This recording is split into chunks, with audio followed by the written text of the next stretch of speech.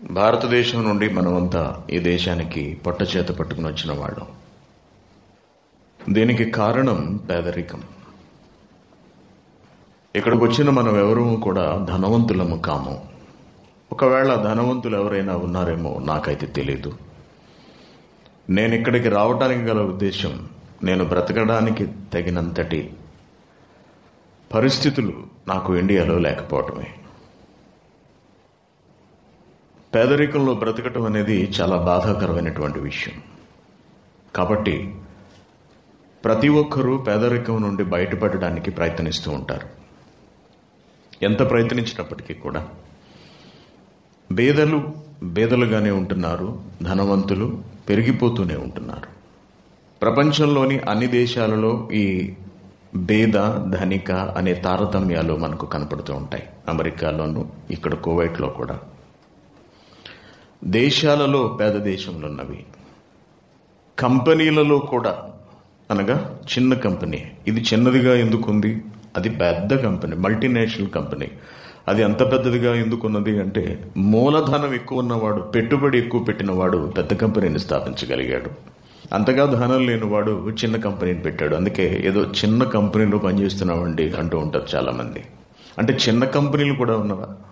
ఏదో పేద కంపెనీ, ఏదో కాస్త కోస్తో జీతం ఇస్తున్నారు, ఏదో అలాగా బ్రతుకిడుస్తున్నాము అని చెబుతూ ఉంటారు.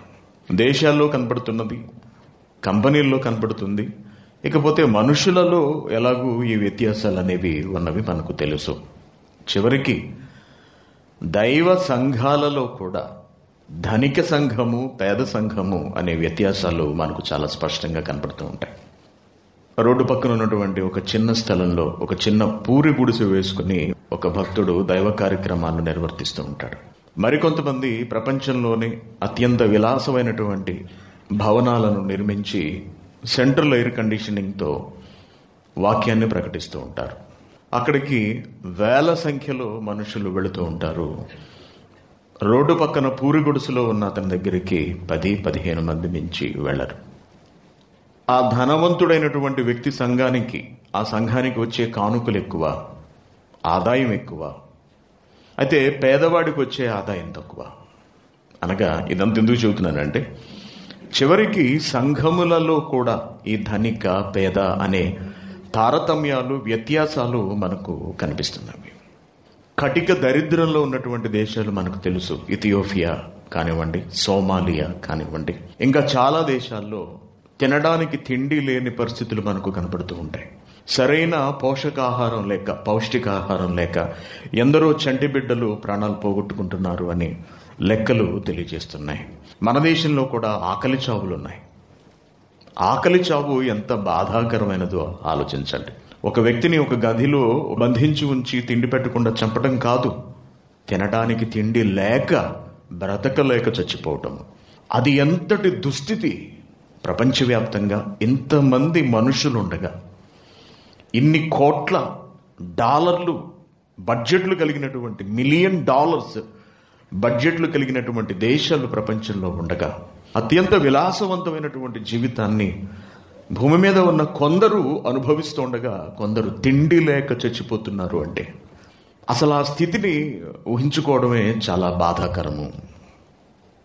భారతదేశం లాంటి మన దేశాల్లో అయితే పెంట కుప్పల మీద ఎవరో పారేసిన అన్నాన్ని తినేవాళ్ళను కూడా నేను చూశానండి.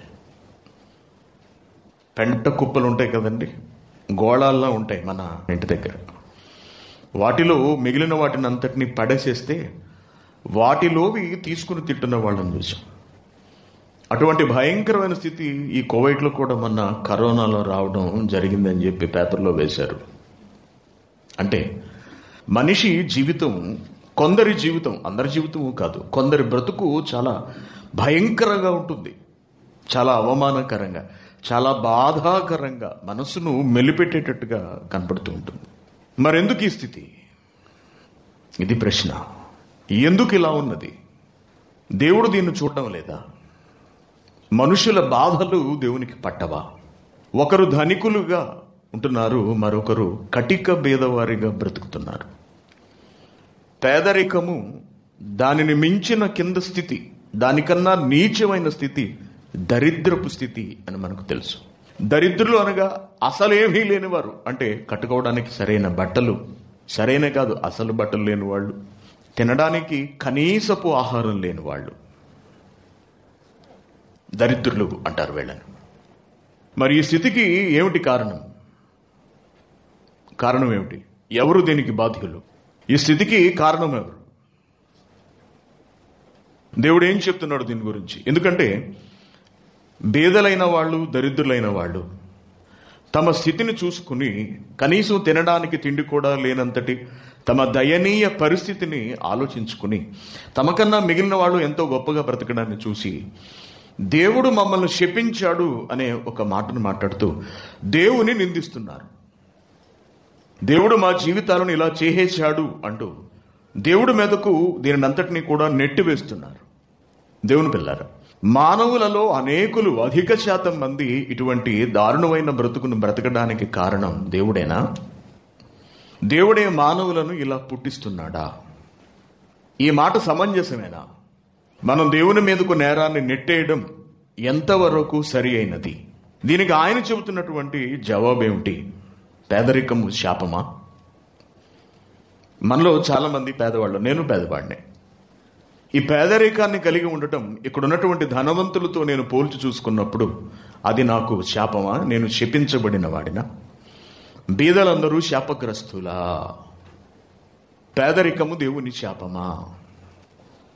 ఇది మన జీవితాలకు చాలా దగ్గరగా ఉండేటటువంటి పాఠము. ఎందుకంటే మనమందరము పేదరికంలోనే ఉన్నాము అని నేను భావిస్తున్నాను. అందరం పేదరికంలోనే ఉన్నాం.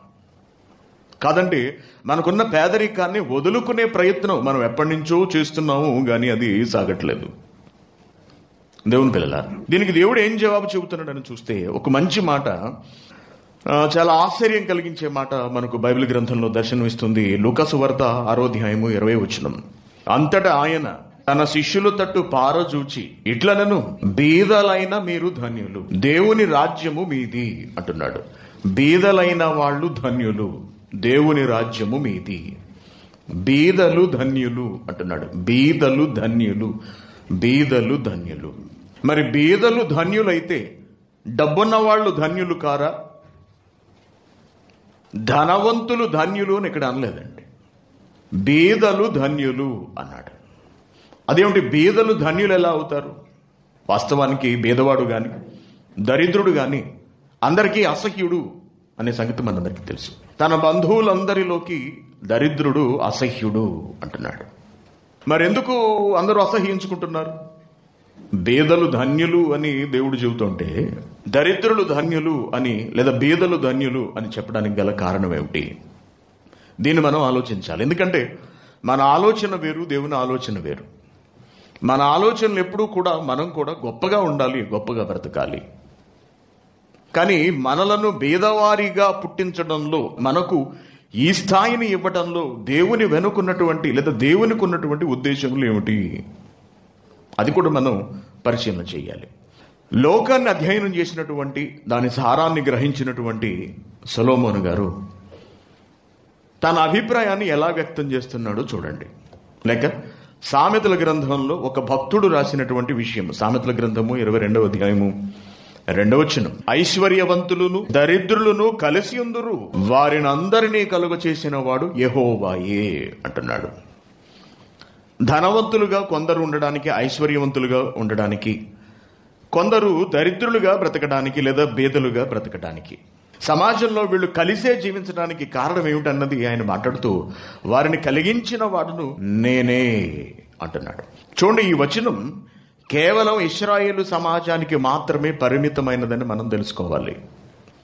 సొలొమోను గారు ఇశ్రాయేలు సమాజాన్ని పరిశీలించి అనేక సంగతులను తెలుసుకుని వాటిని సామెతలుగా మార్చే క్రమంలో ఆయన అన్నిటి మీద దృష్టి పెట్టాడు అనే సంగతి మనం తెలుసుకున్నాం. ఆయనే చెప్పాడు, ప్రతిదాన్ని నేను విచారించి పరిశోధించి చూశాను అని.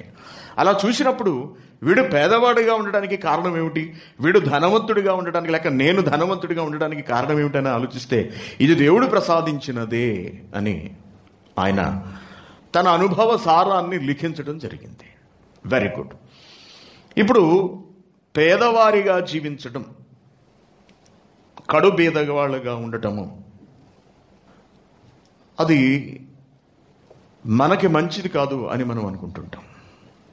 కానీ దేవుడి దృష్టికి వెళ్ళేటప్పటికీ అది చాలా గొప్ప విషయంగా కనపడుతున్నట్టు మనకు అర్థమవుతుంది. అంటే మనకు నచ్చనిది దేవుడికి నచ్చుతోంది, మనం అక్కర్లేదు అనుకుంటున్నది దేవునికి ఇష్టం అవుతోంది. కానీ ఆ సంగతిని మనం గ్రహించక మనకు నచ్చినదే మంచిది అని మనం అనుకుంటున్నాము.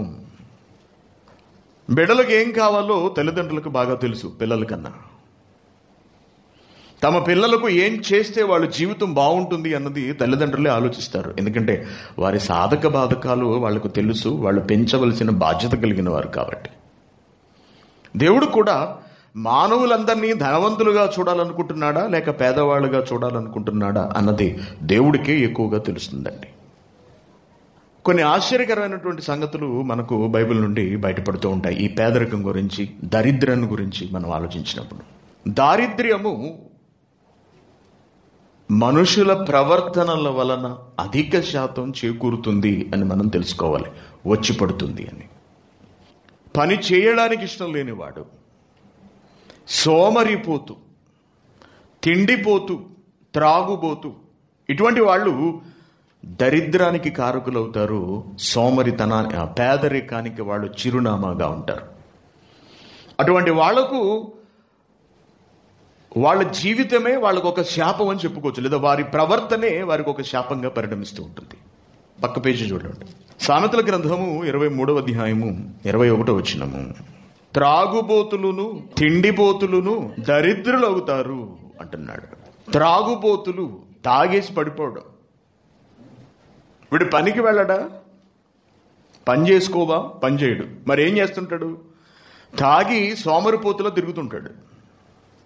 తాగి పేకాటకు వెళుతూ ఉంటారు. మన ఇళ్ళ దగ్గర పేటల్లో మనం చూస్తుంటేనంటే భార్యలు కోవేట్ వచ్చేయటం, ఇంటి దగ్గర భర్తలకు డబ్బు పంపించేయటం. వీడికి అది ఏం చేయాలో అర్థం కాక శుభ్రంగా తాగేసి 2 పూట్ల పేకాటకు వెళ్ళిపోతుంటాడు. ఎప్పుడైతే పేకాటకు అలవాటు పడ్డాడో ఇక ఈమె పంపించే డబ్బు సరిపోదు, ఇక దానితో ఆమెను మానసికంగా వేధించడం మొదలు పెడతాడు. ఇటీవలి కాలంలో నరసాపురంలో అనుకుంటూ జరిగినటువంటి ఒక సంఘటన మనందరికీ తెలుసు. భార్య డబ్బులు పంపించట్లేదని బిడ్డను చిత్రహింసలు పెట్టాడు. ఏదో ఒక ఇన్సిడెంట్ జరిగింది. భార్య ఎందుకు డబ్బులు పంపించట్లేదు అంటే వీడు పంపిందల్లా తాగేస్తున్నాడు, ఇంకా ఎక్కువ పంపించమని గొడవ చేస్తున్నాడు. ఇక్కడ ఇంకా ఎక్కువ ఎక్కడి నుంచి వస్తుంది? కోయిటింట్లో పనిచేస్తుంటారు చాలా మంది. ఒక 100 దినార్లు వాళ్ళకి జీతంగా వస్తుంది అనుకుందాం, ఒక 100 KD. వాళ్ళు అతి తక్కువ డబ్బులతో కువైట్లో బ్రతుకుతూ, అనగా ఇంటర్నెట్ వేయించుకోవడం, ఇతరత్ర కావాల్సిన సరుకులేవో కొనుక్కోవడం ఏదో ఉంటుంది. వాటితోనే తమ జీవితాన్ని వాళ్ళు కొనసాగిస్తూ వచ్చిందంతా భర్తకే పంపిస్తూ ఉంటారు.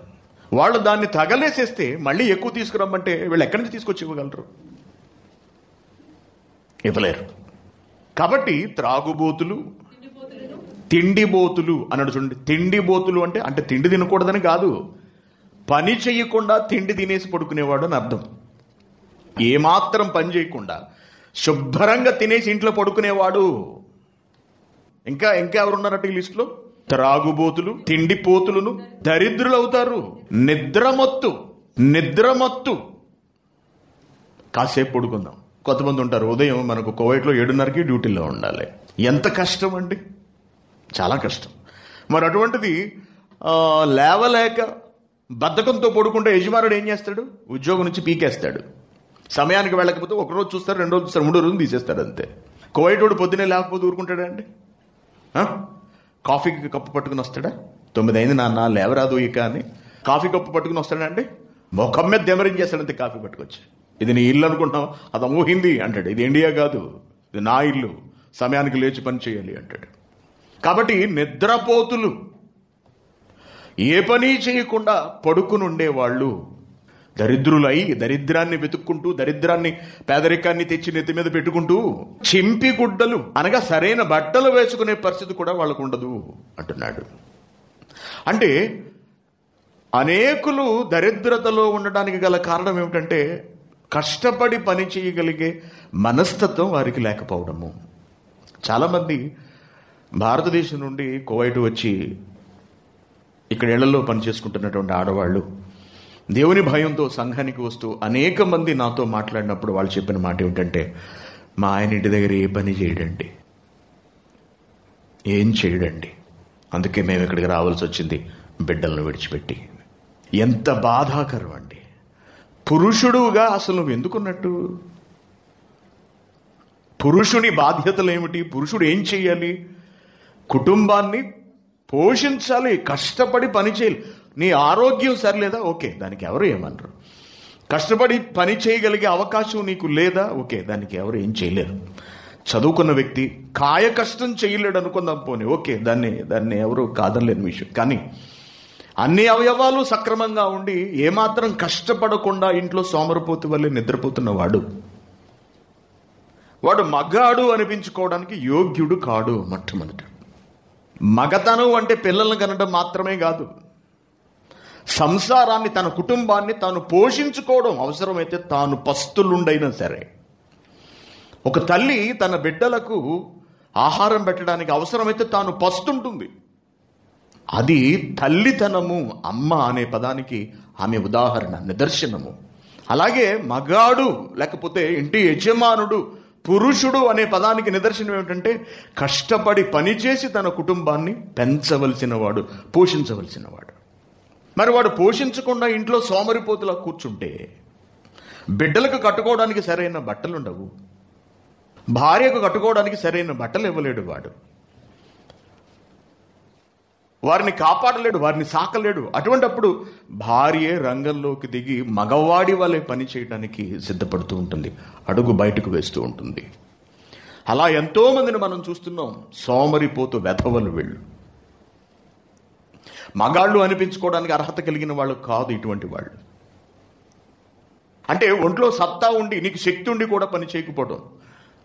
చెత్త బుట్టలో, ఈ చెత్త డబ్బాల్లో తీసుకు తింటున్నావేంట్రా వెధవా, నీ ఒళ్ళు బ్రహ్మాండంగా ఉందిగా. చెత్త డబ్బాలో తీసుకుని తింటున్నవాడిని నేను చూసినప్పుడు వాడు బలంగా దుక్కలా ఉన్నాడండి. వాడు చేస్తున్న పని చూసినప్పుడు చాలా బాధగా అనిపించిన తర్వాత ఆలోచిస్తే, వాడు ఏదో ఒక పని చేసుకుని బ్రతకొచ్చు కదా, కూలి పని చేసుకోవచ్చు కదా. కూలి పని చేసుకుంటే ఏమంటే ఆ రోజు తినడానికి భోజనం దొరకదా చెప్పండి? ఏమంటే ఇండియాలో 100 రూపాయలు ఎవరైనా కూలి పని చేస్తే 100 రూపాయల్లో ఉదయం టిఫిన్ చేయొచ్చు, మధ్యాహ్నం భోజనం చేయొచ్చు, రాత్రికి భోజనం చేయొచ్చు, ఏ ప్లాట్ఫామ్ మీద పడుకోవచ్చు. అంతే తప్పింది చెత్త బుట్టలో తీసుకుని తినాల్సిన అవసరం ఉండదే. అంటే వీళ్ళు కావాలని పని చెయ్యలేని సోమరులు. ఇంకొంతమంది ఉంటారండి సోమరులు. వీళ్ళు పని చేయలేక ఏం చేస్తుంటారంటే అడుక్కుంటుంటారండి. అడుక్కునే వాళ్ళందరి పరిస్థితి పాపం దయనీయమో అని మనం భావించడానికి వీల్లేదు. అలానే అందరూ బాగున్నారని కూడా నేను అనట్లేదండి. ఎవరు ఎలా ఉంటారో మనకు తెలియదు.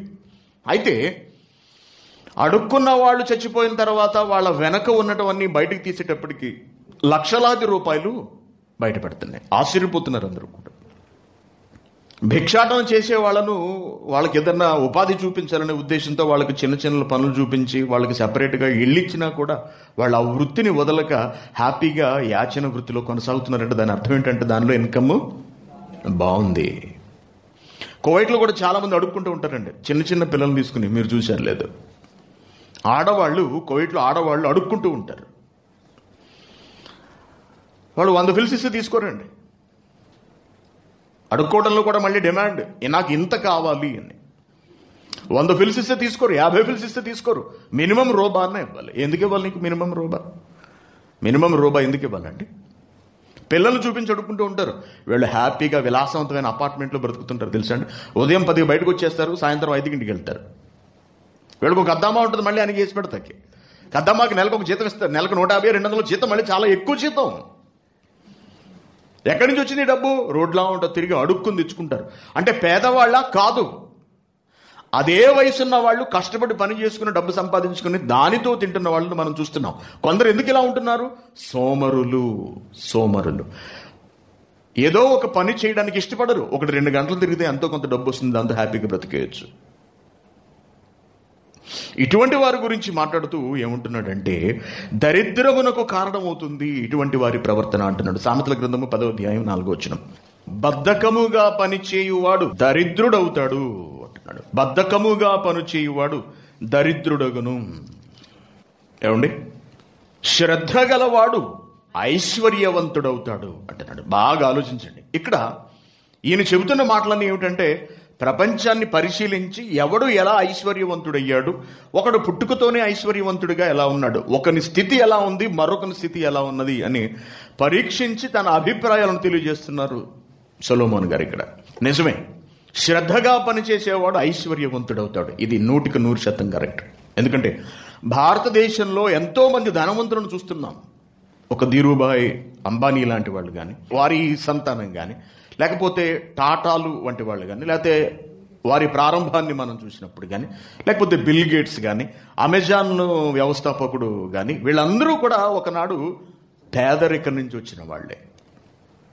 పేదరికము అనగా బ్రతకడానికి ఏవో చిన్న చిన్న ఉద్యోగాలు చేసుకుంటున్న వాళ్ళు, కొత్తగా ఆలోచించడం, ఆ పని కొరకు కష్టపడటం, తమ తెలివితేటలు జోడించడం, వీటన్నిటి వల్ల వాళ్ళ వ్యాపారాలు స్థాపించడం, అవి క్రమక్రమంగా అభివృద్ధి చెంది ప్రపంచాన్ని శాసించగలిగే స్థాయికి వెళ్ళిపోవడం. ఈ రోజున మైక్రోసాఫ్ట్ అధినేత బిల్ గేట్స్ అని మనం చెప్పుకుంటున్నాం.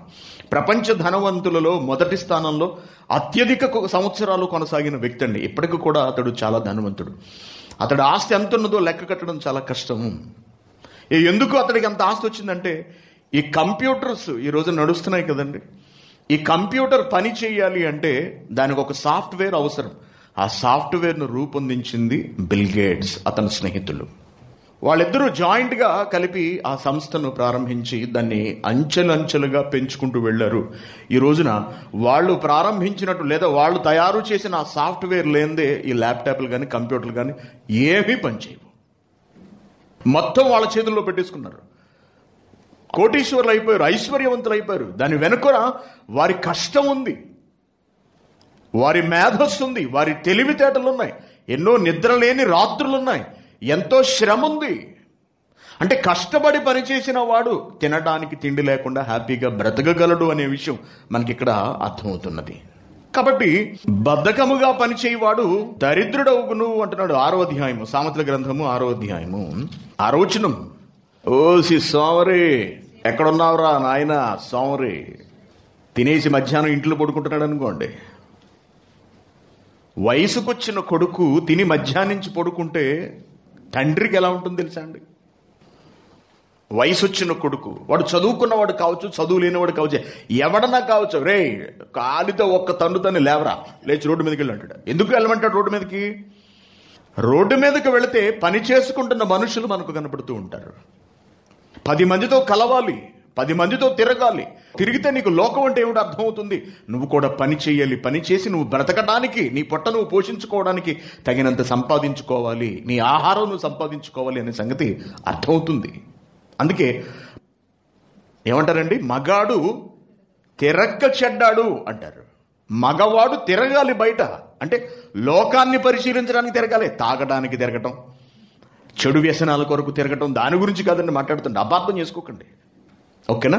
కాబట్టి బయటికి వెళ్ళాలి. చీమల దగ్గరికి వెళ్ళరాదురా అన్నాడు అనుకోండి తండ్రి, ఎంత సిగ్గండి. ఎందుకురా ఇంట్లో పడుకొని 24 గంటలు ఆడదానిలాగా? సిగ్గు లేదురా నీకు? తాడి చెట్లకు పెరిగి వెదవా, నీకు తిండి దండగరా, నీకు తిండి పెట్టడం దండగ, ఆ చీమల దగ్గరికి వెళ్ళి చూడరా అన్నాడు అనుకోండి. సోమరి, చీమల యొద్దకు వెళ్ళము, వాటి నడతలు కనిపెట్టుకుని ఎలా కష్టపడి పని చెయ్యాలో జ్ఞానము తెచ్చుకొనుము. వాటికి న్యాయాధిపతి లేకున్నను, పై విచారణకర్త లేకున్నను, అధిపతి లేకున్నను, అవి వేసవి కాలమందు ఆహారము సిద్ధపరచుకొనును, కోతకాలమందు ధాన్యమును సమకూర్చుకొనును.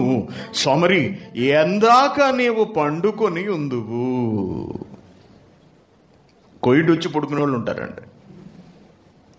కోవిడ్ వచ్చి పడుకుంటాడు, వీడు లేవడో, డ్యూటీకి వెళ్ళడు, డ్యూటీలకు వెళ్ళరు. డ్యూటీ ఎలా ఎగ్గొడదామా అని చూస్తుంటారు. ఒక పనిలో జాయిన్ అవుతారు, ఆ పని నచ్చదు. అప్పుడు వేరే కంపెనీ వాడిని ఏమన్నా అడుగుతారు, మీ దాంట్లో ఏమన్నా పని ఉందా? ఉంది, మీ CV ఇవ్వండి. ఇస్తాడు. చాలా బాగుంది. 6 నెలల తర్వాత వీడు ఖాళీ చేసి వెళ్ళిపోతాడు. అప్పుడు నేను మీకు జాబ్ ఇస్తాను అంటాడు. వీడు టక్కన ఉన్న ఉద్యోగం అనేసి ఇంట్లో పడుకుంటాడు. ఎందుకు? వాడప్పుడు ఉద్యోగం ఇస్తా అన్నాడు. ఎందుకు అనవసరంగా పనిచేయటం? అలా కాదు, వెళ్ళు, నీకు 6 నెలలు జీతం వస్తుంది కదా. లేకపోతే 2వ నెల, ఈ పై నెలలో వాడు ఉద్యోగం ఇస్తా అన్నాడు. ఈ రోజులన్నీ వీడి ఇంట్లో పడుకుంటాడు. జీతం వస్తుంది కదా, ఈ 10 రోజులు వెళ్ళి పని చేయంటే 10 రోజులు చేసిన తర్వాత వాడు ఇవ్వకపోతే, లేకపోతే ఈ నెల చేసిన తర్వాత వాడు ఇవ్వకపోతే, మరి నువ్వు అందులో జాయిన్ అవుతున్నావు, జాయిన్ అయిన తర్వాత వాడు ఇవ్వకపోతే, అంతే కదండి. జాయిన్ అయిన తర్వాత వాడు ఇవ్వకపోతే అంటే వీడు సోమరిపోతానమాట. వీడికి పని చేయడం ఇష్టం లేదు. తగిన కాలమందు వీడు తనకు ఆహారాన్ని సంపాదించుకోలేడు. అలా సంపాదించుకోలేని వాళ్ళు బీదలవుతారు, దరిద్రులైపోతారు అని చెబుతున్నాడు. దేవుడు బీదలుగా పుట్టించడం వేరు. బాగా ఆలోచించండి. మనిషి తన సోమరితనంతో, చేతకానితనంతో బీదవాడిగాను దరిద్రుడుగాను మారిపోవడము, మిగిలిపోవడం వేరు. ఇక్కడ 2 విషయాలు ఉన్నాయి. దేవుడే మమ్మల్ని ఇలా పుట్టించాడు కాబట్టి మేము ఇలాగే పడుకుంటాం అనడం బుద్ధిహీనత్వం. మన సోమరితనం వల్ల, మన మూర్ఖత్వం వల్ల మనం తిండి తినడానికి దూరం కాకూడదు అని చెబుతున్నాడు. కాబట్టి ప్రియమైన దేవుని పిల్లారా, బీదవారిగా బ్రతకడం మనకి ఇష్టం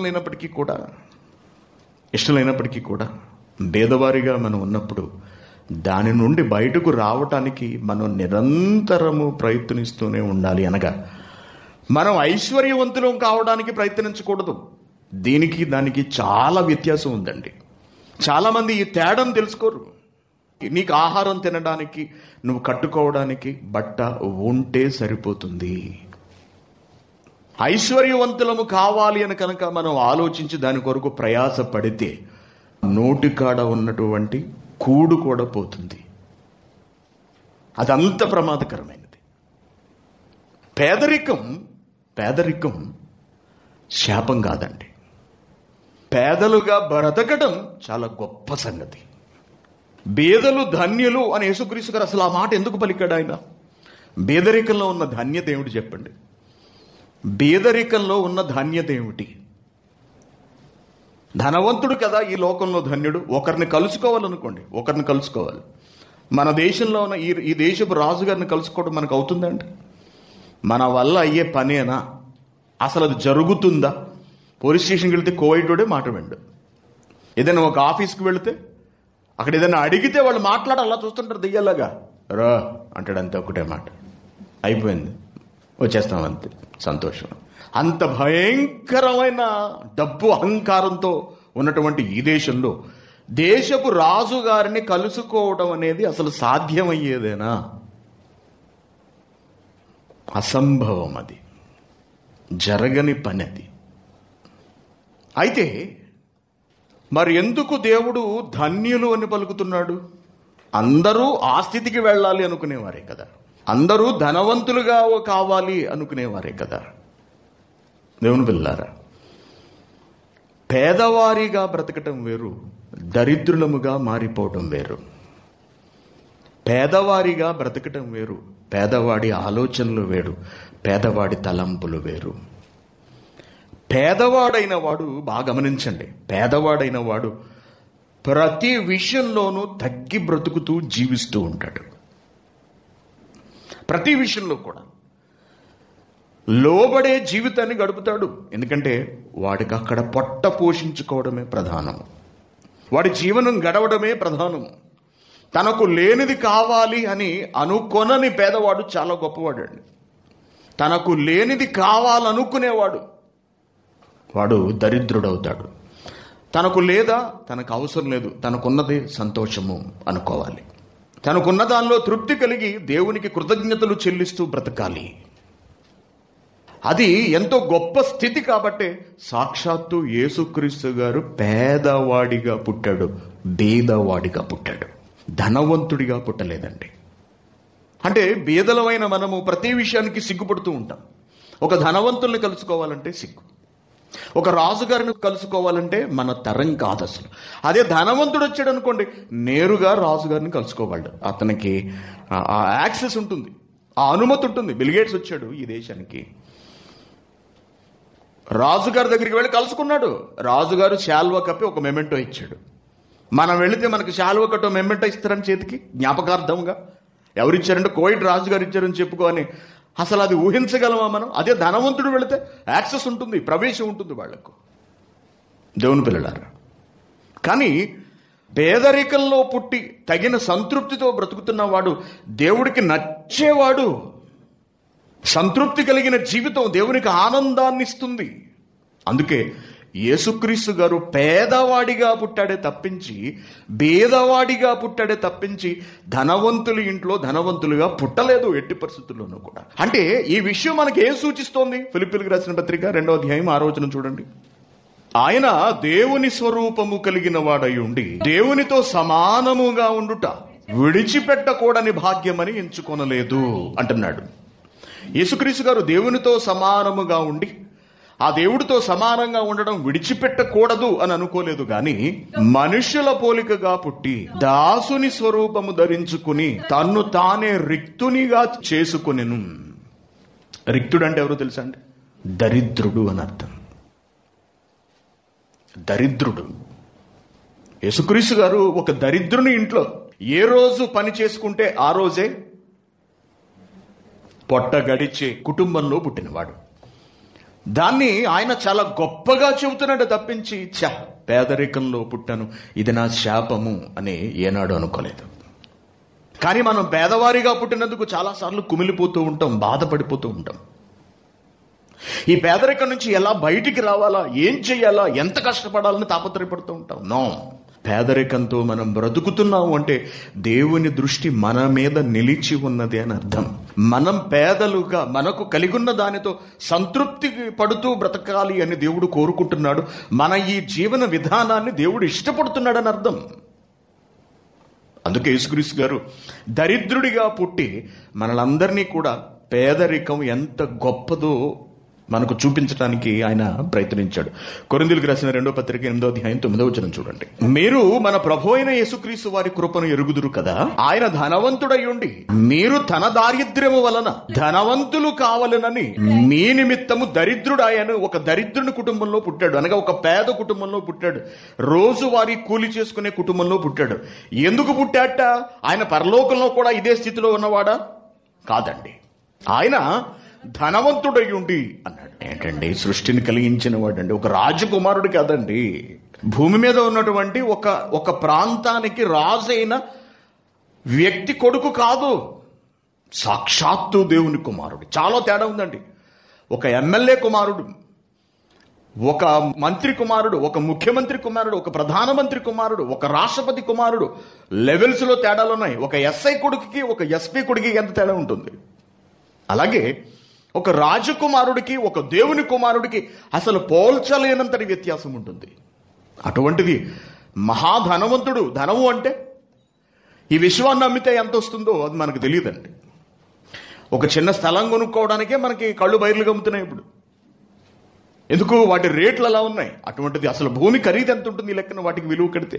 భూమి మీద ఉన్నటువంటి సకల సంపదల విలువ కడితే ఎంత ఉంటుంది? ఒక చమురు నిక్షేపాల విలువ ఎంత ఉంటుంది? ఈ చమురు ఇక్కడ ఈ చిన్న మొక్కలో, ఈ కువైట్ మొక్కలో దొరుకుతున్నందుకు కదండి ఈ దేశం ఎంత ధనవంతమైపోయింది. అంతే కదండి. అమెరికాలో చమురు నిక్షేపాలు విస్తారంగా ఉన్నందుకే కదండి అమెరికా అంత పెద్ద దేశం. అక్కడ ఎన్నో వనరులు ఉన్నందుకే కదండి అదంత గొప్ప దేశం అయిపోయింది. ఏంటంటే భూమి మీద ఉన్న చిన్న చిన్న మొక్కలే ఇంత విలువైనవి ఉంటే అసలు ఈ మొక్కలన్నిటినీ చేసిన వాడు, జ్ఞానాన్ని ఆస్తిగా కలిగి ఉన్నవాడు, అసలు ఆ జ్ఞానపు విలువ ఎంత ఉంటుంది మనం ఎంత చెప్పగలము, ఎలా వర్ణించగలము? అటువంటి ఐశ్వర్యవంతుడైనటువంటి ధనవంతుడైనటువంటి క్రీస్తు, ఆయన ధనవంతుడై ఉండి మీరు తన దారిద్ర్యము వలన ధనవంతులము కావాలనని మీ నిమిత్తము దరిద్రుడాయనగా మనతో పాటు సమానంగా బ్రతికాడు. పేదరికం ఎంత గొప్పదో ఆలోచించండి.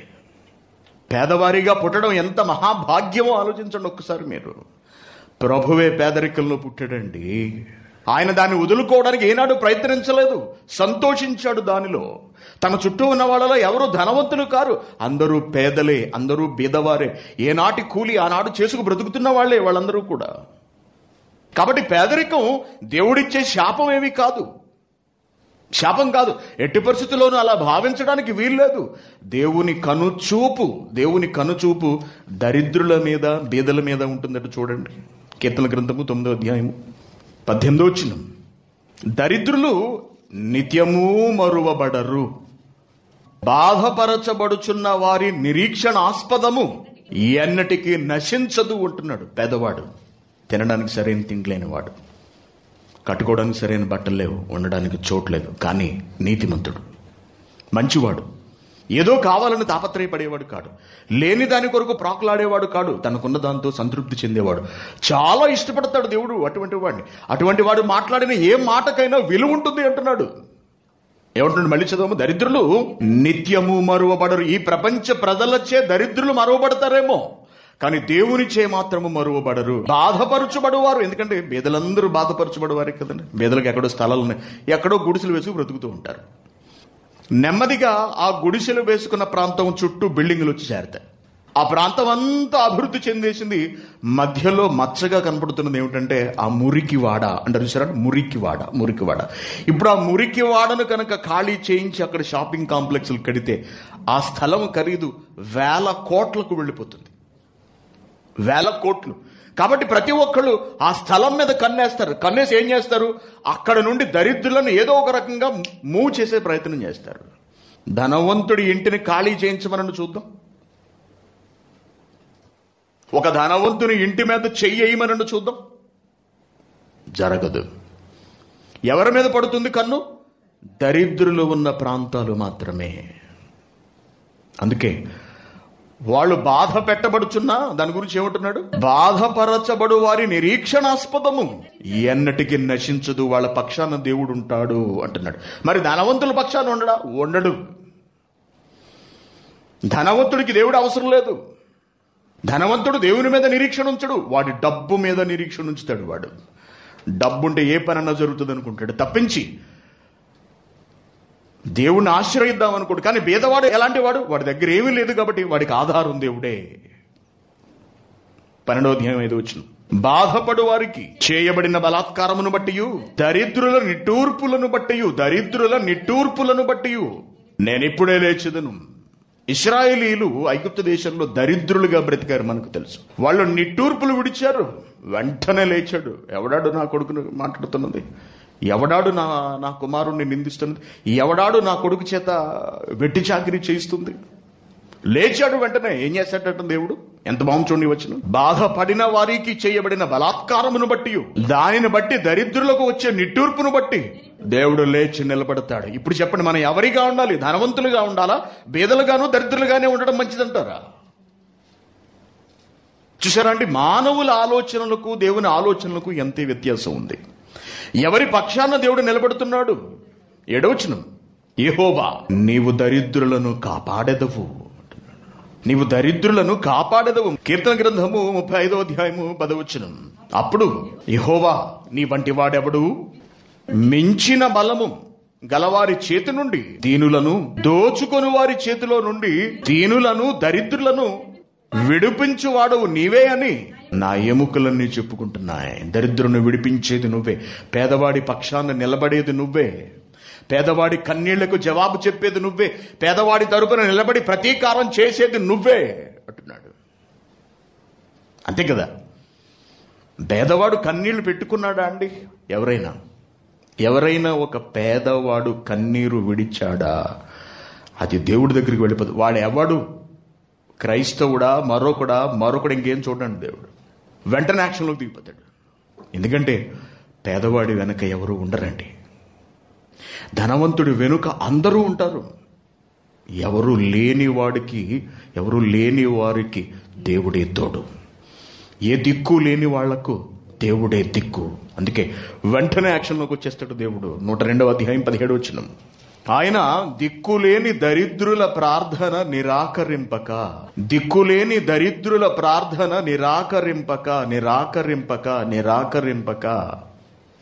దరిద్రుడు మాటను దేవుడు నిరాకరించడట. మనం ఏమని ప్రార్థన చేస్తుంటాం? మనకున్న ఈ పేదరికాన్ని తీసేయమని, తండ్రి నన్ను ఆశీర్వదించు అని మనం ప్రార్థన చేస్తుంటాం. అంటే దాని అర్థం ఏంటి? నువ్వు నాకు బాగా డబ్బిచ్చి నువ్వు తప్పుకో సైడ్కి అని.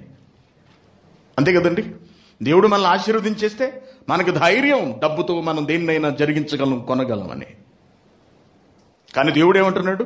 దిక్కులేని దరిద్రుల ప్రార్థనను ఆయన నిరాకరించక, కారణం వాడికి ఎవడో లేడు, నేనే దిక్కు.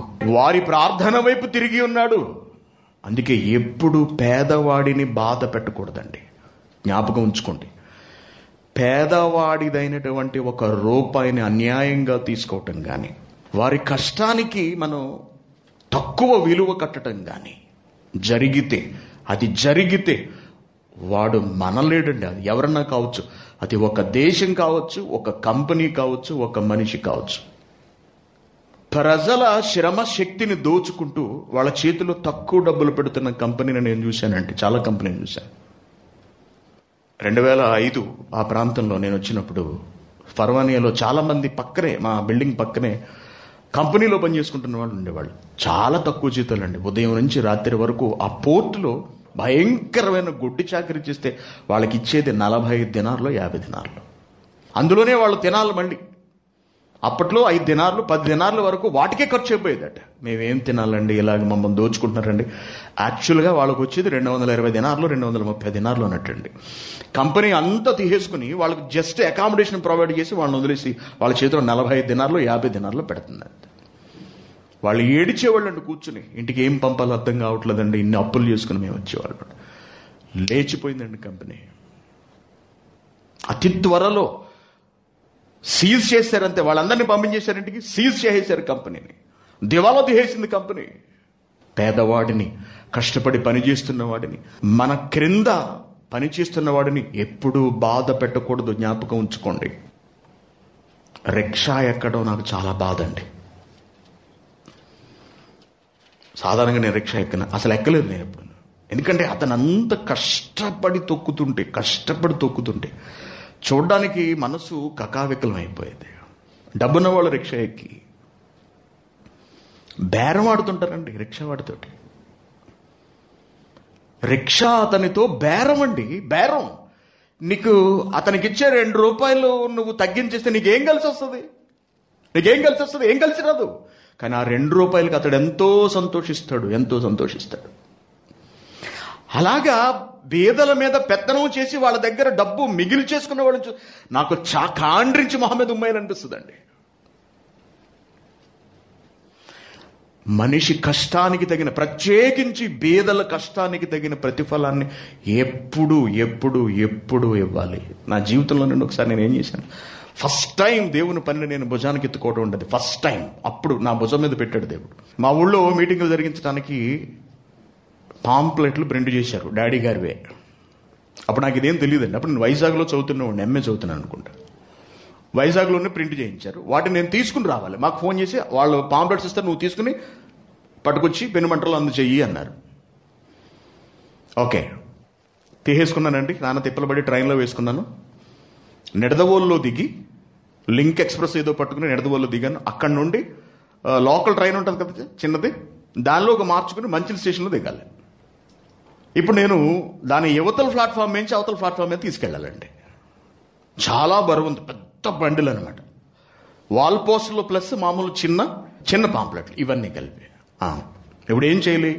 పోర్టర్ని పిలిచానండి. పాంప్లెట్లు పట్టుకొచ్చాను. వాళ్ళు నాకేం డబ్బులు ఇవ్వలేదండి. నా సొంత డబ్బులతో, నేను రేడియోలో పనిచేసిన డబ్బులతోటే బయలుదేరాను అనమాట. అతను వయసులో పెద్దతను, సన్నగా ఉన్నాడు, భోజనానికి ఎత్తుకున్నాడు. మెట్లెక్కి దిగి రావాలి.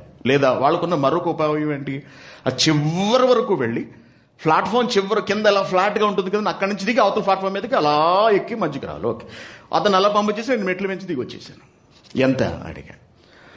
15 రూపాయలు 10 రూపాయలు ఎంత, చాలా తక్కువ అనిపించింది నాకు. అతను పడిన మొత్తం ఒళ్ళంతా చెమటలు పడి, ఎందుకంటే హెవీ వెయిట్ ఉంది. 10 రూపాయలు ఎక్స్ట్రా ఇచ్చాను. చాలా మంచిది బాబు, సంతోషం బాబు అని అతను నన్ను ఇలా తట్టి వెళ్ళిపోయాడండి. ఓకే, ఇప్పుడు మంచిల్ స్టేషన్లో దిగిపోయాను. దాన్ని రోడ్డు మీదకి తీసుకురావాలి. దాన్ని ఎలా ఎత్తాను నేను? అప్పుడు ఎత్తానండి బలవంతంగా. దేవుని వాక్యం భుజానికి ఎత్తుకున్నాను. అప్పుడు ఫస్ట్ టైం ఎత్తుకుని దాన్ని రోడ్డు మీదకి తీసుకొచ్చేటప్పటికి నాకు అర్థమైందండి అతను ఎంత కష్టపడ్డాడు అన్నది. నేను 10 రూపాయలు ఎక్కువిచ్చి చాలా మంచి పని చేశాను అనుకున్నాను. దేవుని పిల్లలారా, పేదవాడి కష్టానికి ఎప్పుడు తగిన విలువ కట్టాలి, ఎప్పుడు కోతలు విధించకూడదు. క్రైస్తవులంగా ఇది మనం చాలా చాలా జాగ్రత్తగా నేర్చుకోవాల్సిన విషయం. ఎప్పుడు ఎవరికి జీతాలు పెండింగ్లు పెట్టడం కానీ, వాళ్ళకి ఇవ్వాల్సిన డబ్బులను ఇవ్వకుండా బెగబెట్టేయడం కానీ వంటి మనం చేస్తే అది మనకు శాపంగా మారిపోతుంది. కొత్త నిబంధనలో ఒక మంచి మాట ఉంటుంది చూడండి. యాకోబు పత్రిక 5వ అధ్యాయం 4వ వచనం. ఇదిగో మీ చేలు కోసిన పనివారికి ఇయ్యక మీరు మోసముగా బెగబట్టిన కూలి మొర్రపెట్టుచున్నది అంటున్నాడు. మీరు మోసముగా బిగబట్టిన కూలి. ఎవరికైనా జీతం ఇవ్వకుండా ఆప్ చేసావా? ఒక నెల మన దగ్గర కష్టపడి పనిచేసిన వాడికి జీతం ఇవ్వకుండా ఆప్ చేసావా? వాడు చచ్చిపోడు. వాడేమి చచ్చిపోడు, మనమే చచ్చిపోతాం. కారణం ఏంటి? ఎక్కడికి వెళ్ళిందట? మొర్ర పెట్టుచున్నది ఏట. మీ కోతవారి కేకలు సైన్యములకు అధిపతి యేగు ప్రభువు యొక్క చెవుల్లోకి చొచ్చి ఉన్నవి అన్నాడు. వెళ్ళిపోయినాయి ఆయన చెవుల్లోకి. అయిపోయారు, మీరు చచ్చిపోయారేక అన్నాడు. అంతే, ఒకటే మాట. పేదవాడు అంత పవర్ఫుల్, అంత పవర్ఫుల్ పేదవాడు అంటే. సాక్షాత్తు దేవుణ్ణి వెనక పెట్టుకుని ఉన్నవాడు పేదవాడు, చిన్నవాడు కాదండి. కాబట్టి పేదవాళ్ళుగా పుట్టినందుకు, పేదవారిగా బ్రతుకుతున్నందుకు ఎప్పుడు తక్కువ అనుకోకండి, తక్కువ ఫీల్ కాకండి. దేవుడు పేదవారితోనే ఉన్నాడు. ప్రభువు పేదరికంలోనే పుట్టాడు. 72వ అధ్యాయం 12వ వచనం కీర్తనల గ్రంథము.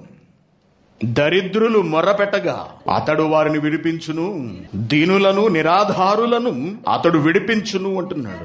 నిరుపేదల యందును బీదల యందును అతడు కనికరించును, బీదల ప్రాణములను అతడు రక్షించును, కపట బలాత్కారముల నుండి అతడు వారి ప్రాణములను విమోచించును.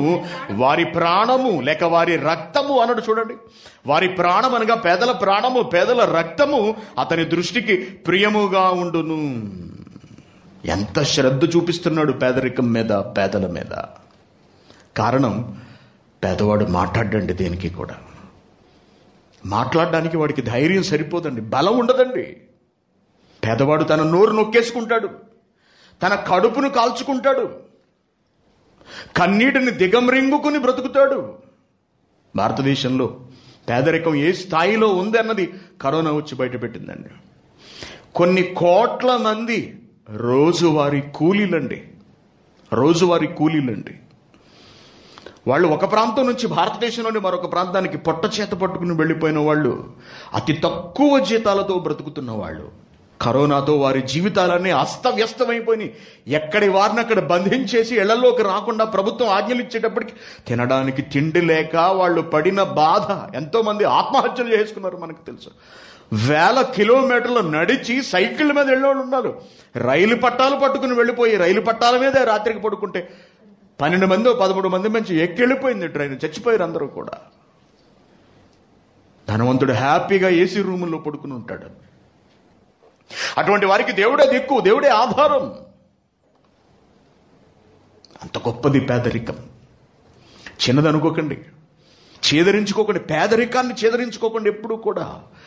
ఈ స్థితినైనా ఇచ్చాడు దేవుడు, దేవునికి స్తోత్రం అనుకోవాలి మనం. దేవుడు మెచ్చే జీవితంలో మనం ఉన్నాం. మన ప్రభువు పుట్టిన స్థితిలోనే మనం కూడా పుట్టి బ్రతుకుతున్నాము. అది గొప్పతనం, మనం తెలుసుకోవాల్సిన విషయం. 69వ అధ్యాయం 33వ వచనం చూడండి, ఒక మంచి మాట. యెహోవా దరిద్రుల మొర ఆలకించువాడు. అందుకే దరిద్రుల విషయంలో, పేదల విషయంలో చాలా చాలా చాలా జాగ్రత్తగా ఉండాలి. చాలా మంది లేనిపోని మాటలన్నీ చెప్పి ఉద్యోగాలు తీయించేస్తుంటారండి.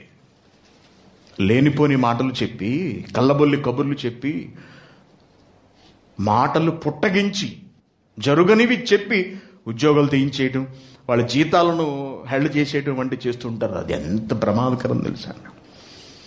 ఏంటి ప్రభువా అని గాని వాడు మోకాళ్ళు వేసి ప్రార్థన చేశాడా, చచ్చాడే ఇక అవతలోడండి. ఏమంటున్నాడు ఇక్కడ? యెహోవా దరిద్రుల మొర ఆలకించువాడు. అందుకే దరిద్రుని ఎట్టి పరిస్థితుల్లోనూ బాధించకూడదు అని దేవుడు చెబుతున్నాడు. సామెతల గ్రంథము 14వ అధ్యాయం 31వ వచనం. దరిద్రుని బాధించువాడు వాని సృష్టికర్తను నిందించువాడే అన్నాడు ఏకంగా. దరిద్రుని బాధించువాడు. దరిద్రుడిని బాధ పెడుతున్నావా? పేదవాడని వాడిని హేళన చేస్తున్నావా? మనం వాడి దీన స్థితిని చూసి జాలిపడక, వాడికి సహాయం చేయక వాడిని గేలి చేస్తున్నావా? నీతో ఏంట్రా? నీతో మాట్లాడేదేంట్రా? నువ్వెంత, నీ బతుకెంత? నువ్వు నాతో మాట్లాడతావురా? నువ్వు నన్నే అంటావురా? నువ్వు నన్నే వేలెత్తి చూపిస్తావురా? నువ్వెంత, నీ బతుకెంత? అడుక్కు తినే వేధవా, లేకపోతే కూలి పని చేసుకు బ్రతికే వేధవా?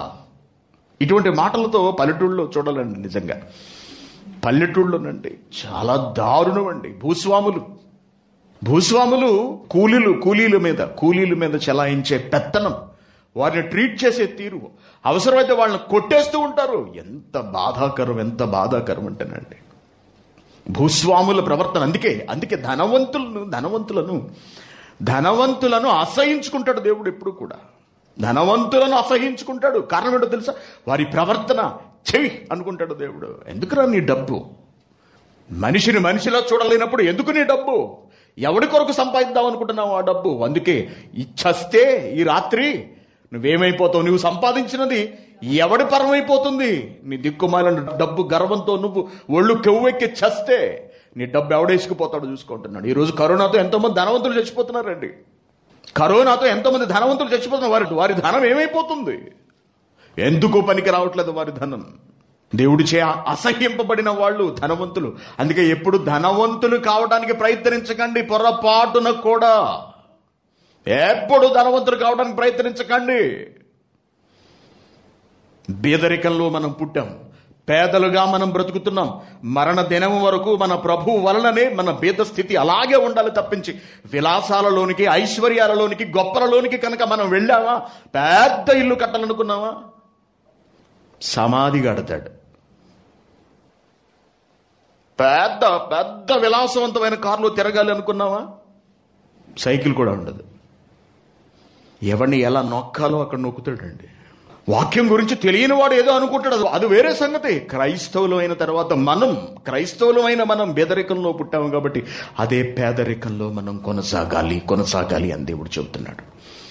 కాబట్టి ప్రియమైన దేవుని పిల్లారా, పేదరికము ఎంత మాత్రము శాపము కాదండి. శాపము కాదు. పేదరికాన్ని దేవుడు శాపంగా ఇవ్వలేదండి. శాపములైనవి చాలా ఉన్నాయి. శాపములైనవి, దేవుడు శపించినవి చాలా ఉన్నాయి. దేవుడు బీదలను శపించాడు. చూపించండి ఎక్కడన్నా బైబిల్లో. దేవుడు బీదలను శపించనప్పుడు మరి ఎలా పేదరికం దేవుని శాపం అని మనం భావించుకోవాలి? ఎందుకు భావించుకోవాలి? పాత నిబంధన కాలంలో మనం చూసినప్పుడు దేవుడు ప్రతి ఒక్కడిని దీవించాడా అండి, శపించాడా? ఆలోచించండి. ఇశ్రాయేలును దేవుడు దీవించాడా, శపించాడా? శపించాడా? దీవించాడండి. శాపాలను ఇశ్రాయేలీయులు తెచ్చుకున్నారు, అంతే కదా. ఒక మనిషి మీదకి దీవెన ఎప్పుడు వస్తుంది? ఒక మనిషి మీదకి శాపం ఎప్పుడు వస్తుంది? వాడి పేదరికాన్ని బట్టి, వాడి ధనిక స్థితిని బట్టి ఆశీర్వాద శాపాలు అనేవి ఉండవు ఎప్పుడు కూడా. ఒకే ఒక్కటి శాపం రావడానికి కారణమవుతుంది, ఒకే ఒక్కటి ఆశీర్వాదం రావడానికి కారణమవుతుంది. అదే మన ప్రవర్తన. మరి దేవుడు శపించాడు అంటున్నారు. శపిస్తే ఎలా శపించాడు? ఎవరిని శపించాడు?